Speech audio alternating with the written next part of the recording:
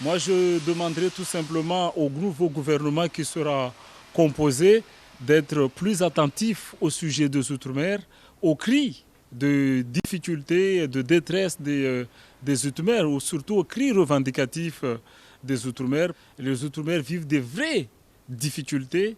À Mayotte, c'est l'insécurité. Sur d'autres départements, c'est d'autres sujets, mais on souhaite que ce nouveau gouvernement sera plus attentif au sujet des Outre-mer.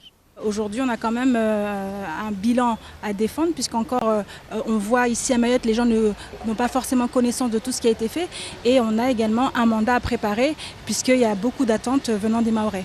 L'immigration clandestine et l'insécurité font partie des sujets qui préoccupent le Mahorais. On a vu avec l'avènement de Jean-Luc Mélenchon que la question du rattrapage social, des difficultés sociales des Mahorais est aussi rentrée en compte. Donc tout cela, ce sont des sujets que nous allons devoir prendre en compte et sur lesquels nous allons devoir travailler ardemment pour que les Mahorais puissent avoir satisfaction. J'espère que le président nouvellement élu sera plus en attente de la population, notamment nous autres qui sommes dans les Outre-mer, où nous avons des besoins très spécifiques, nous avons beaucoup de retard, nous avons besoin d'une écoute de la part de la haute autorité de l'État, qui est le président.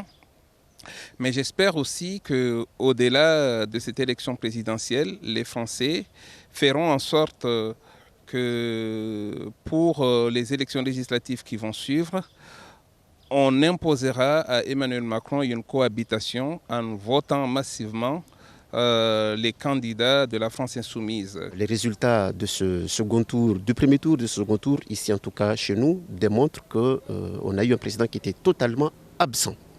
Il faudra qu'il s'attaque aux vrais sujets qui intéressent les Mahorais.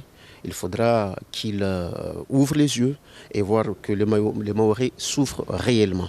Donc, et ce dans tous les domaines, l'insécurité, l'immigration, le chômage, l'environnement, la santé, l'éducation. Voilà les sujets qui intéressent les Mahorais.